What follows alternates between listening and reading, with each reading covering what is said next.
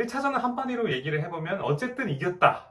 어쨌든 이겼으니 됐다. 저 같으면 심우준이 다이빙을 하든 최은성이 잡든 공을 이렇게 그냥 지나보내지 않았을 것 같은데 그냥 오늘 경기는 최원태가 그냥 잘했고 4차전을 무조건 해야 되는 상황이기 때문에 4차전을 문동주로 일단은 두고 원태인과 붙을 수 있는 선발 카드를 남겨놓고 3차전은 최대한 뭐 한승혁, 박상원, 김범수, 정우주 다 써야겠죠. 뭐 김서영이 안 되면은 이제 뭐 한승혁이라든지 박상원이라든지 주현상이라든지 이런 모르겠습니다. 어떤 선수가 대체할 수 있을지는. 네, 안녕하세요. 비공식 단장입니다. 플레이오프 1, 2차전이 마무리가 됐습니다.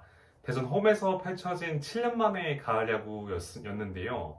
어제 1차전에서 이제 1루 응원단석을 관중분들이 이제 오렌지색 우위로 가득 메워주는 장관이 펼쳐졌었는데 어제 보면서 너무 가슴이 벅차오르고 계속 눈물이 나더라고요. 오늘 아침에도 이글스TV를 보면서 또다시 그런 가슴이 벅차오르고 눈물이 또 나고 막 그랬었는데 너무 감격스러웠던 장면이었던 것 같습니다. 저도 그렇고 하나 팬들이 얼마나 올해 이 시간 7년 만에 가을 야구를 기다려왔을지가 느껴지는 것 같아서 너무 행복했습니다. 네, 일단 어쨌든 오늘 컨텐츠는 1, 2차전을 짧게 리뷰를 좀 해보고 3차전 선발이죠. 하나이글스의 영원한 1선발 류현진 선수가 다시 한번 팀의 운명을 걸고 3차전 선발에 나섰는데 류현진은 제 10대, 20대, 30대에 있어서 가장 큰, 너무나도 큰 존재이기 때문에 제 방식대로 좀 그동안 류현진의 발자취들을 살펴보면서 문현빈 그는 누구인가 컨셉과 비슷하게 류현진은 그는 누구인가 컨셉으로 3차전 호투를 간절히 기원하면서 류현진을 소개해보는 그런 시간을 갖도록 하겠습니다. 네, 플레이오프 1, 2차전을 짧게 한번 리뷰를 해보면은 1차전은 한마디로 얘기를 해보면 어쨌든 이겼다. 어쨌든 이겼으니 됐다. 라고 이제 표현을 좀 해보고 싶습니다. 선발 폰세가 6실점을 했지만 어쨌든 6이닝까지 끌어줬고요. 문현빈이 싹쓸이 2루타를 치면서 엄청난 세레모니를 보여줬죠. 너무나도 심장이 쿵쾅쿵쾅 뛰는 장면이었는데 그 이후에 이제 6회에 6대5로 뒤지고 있는 상황에서 손아섭의 동점타 그리고 최은성의 결승타까지 해줘야 할 타자들, 베테랑 타자들이 터져주면서 경기를 가지고 왔습니다. 너무나도 재밌었던 경기였고 그 오렌지백 우위랑 함께 정말 어울리는 그런 승리를 가져왔다고 생각이 드는데 일단 아쉬웠던 점을 좀 찾아보자면은 일단 1차전에 2회에 있었던 수비였던 것 같습니다. 김태현의 송구가 조금 길었는데 심우준, 최은성을 다 지나가면서 이루주자가 3루까지 갔죠. 근데 그 장면을 보면서 제가 지난번 컨텐츠에서도 얘기했지만 수비가 정말 중요한데 가을 야구는 정말 전쟁인데 왜 여기서 심우준, 최은성의 몸을 던지지 않았을까?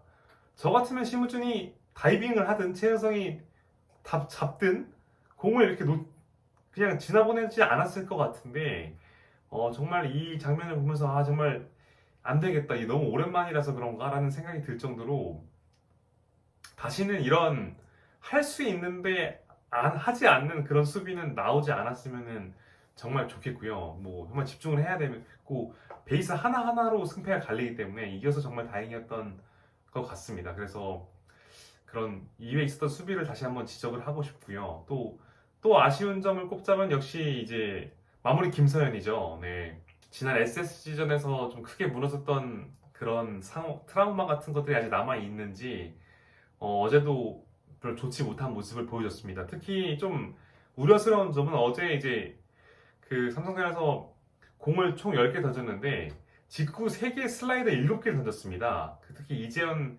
선두 타자에게 151km의 직구를 맞으면서 그 이후 그 다음 타자들은 어쨌든 변화구 위주의 승부를 가져가는 모습을 보였는데 직구 3개가 151km, 151km, 154km가 나왔더라고요. 그래서 전반적으로 시즌 초반에 비해서는 확실히 구속이 떨어져 있는 모습, 직구의 힘이 좀 떨어지는 모습, 직구의 힘이 떨어지니까 변화구 위주의 피칭을 하는 김서현의 가장 큰 장점인 자신감이 좀 약간 떨어져 있다는 게 가장 큰 우려가 되는 점이었던 것 같고 어쨌든 김범수가 잘 맞기는 했지만 수비 2회 수비 하나 그리고 9회 김서현까지 조금 찝찝함이 좀 남아 있었던 그런 첫 승리였던 것 것으로 리뷰를 좀 해보고 싶습니다. 네, 2차전인 오늘은 사실 뭐 특별히 제가 봤을 때는 크게 뭐 짚고 넘어갈 포인트가 없는 것 같아요. 그냥 오늘 경기는 최원태가 그냥 잘했고, 최원태가 LG 시절에 뭐 이제 키움에서 LG 넘어가서 LG 시절에 가을 야구에서 워낙 이 새가슴이라는 말도 많이 들으면서 가을 야구에 부진했었기 때문에 뭐 SSG전에서 잘해서 뭐 하나는 괜찮지 않을까 했는데 오늘 7이닝 1실점 너무 잘 던지더라고요. 이게 가을에 이제 많이 경험이 쌓이면서 완벽하게 그런 노하우를 찾은 건지 아니면 삼성이 소위 말하는 최원태 활용법을 완벽하게 터득을 한 건지는 모르겠지만 그냥 오늘은 최원태가 잘 던졌고 YG가 공략당했고 4이닝 5실점으로 공략당한 점이었던 것 같아서 오늘은 사실 경기를 보면서 특별히 뭐 반전의 요소도 딱히 보이지 않았습니다. 뭐 초에 4회까지는 일단 5점이 가면서 계속해서 5대1 상황이 지속됐기 때문에 삼성이 생각보다 이렇게 폰세 YG를 무너뜨릴 수 있을지 전혀 예상하지 못했었는데 무너지는 모습을 보면서 역시 단기전이고 가을 야구는 가을 야구구나. 정말 어떤 상황이 펼쳐질지 모르겠다라는 생각이 들었습니다. 그래서 네, 이제 1, 2차전은 이렇게 1승 1패로 마무리가 됐고 저 개인적으로는 1차전 이기고 오늘 경기 같은 경우에는 무조건 이겼어야 된다고 생각을 하긴 했는데 1승 1패가 됐습니다. 뭐 3차전에 삼성이 다 후라도 나오고 4차전에 원태인이 나오는 상황이고 3차전 류현진이 나오는데 일단 문동주가 과연 4차전 선발이 될 것인지가 이제 변수가 될 수 있는 상황이더라고요. 보니까 이제 기사에서는 문동주가 3회에도 얼마든지 구원 등판을 할 수가 있다라는 얘기들도 나오고 그러면 4회 같은 경우에는 뭐 정우주를 오프너로 쓴다든지 그런 식으로 불펜 데이를 운영한다든지 뭐 이런 가능성도 염두에 두고 있는데 이 모든 게 이제 김서현의 제 역할을 지금 해주지 못하고 있기 때문에 발생하는 상황이거든요. 그래서 저 개인적으로는 3차전 류현진 나오고 4차전에 문동주를 선발로 쓰는 게 좋을 것 같다는 생각이 드는 게 어쨌든 지금 4차전은 무조건 해야 되는 상황입니다. 그래서 3차전까지 사실 끝낼 수 있으면 문동주가 나올 수도 있는 거겠지만 4차전을 무조건 해야 되는 상황이기 때문에 4차전을 문동주로 일단은 두고 원태인과 붙을 수 있는 선발 카드를 남겨놓고 3차전은 최대한 뭐 한승혁, 박상원, 김범수, 정우주 다 써야겠죠. 뭐 김서영이 안 되면은 이제 뭐 한승혁이라든지 박상원이라든지 주현상이라든지 이런 모르겠습니다. 어떤 선수가 대체할 수 있을지는 솔직히 잘 모르겠는데 그 뭐 집단 마무리 체제로 다시 가서 어떻게든 3차전을 잡는 게 문동주는 4차전을 남겨두는 게 낫지 않나라는 생각이 듭니다. 그리고 원태인과 필적할 만한 카드가 붙어야 된다고 보여지거든요. 불펜딜 하면은 아무래도 야수들이 느끼는 불안감도 있을 것이라고 생각이 되기 때문에 네 어쨌든 김세현이 일단 살아나는 게 제일 좋겠지만은 뭐 안 되면은 1차전에서 김경문 감독이 선택했듯이 집단 마무리 체제로 가야 됩니다. 뭐 좌타자가 나오면은 김범수가 나오든지 우타자가 나오면 한승혁이 나오든지 해서 가야 될 것 같고요.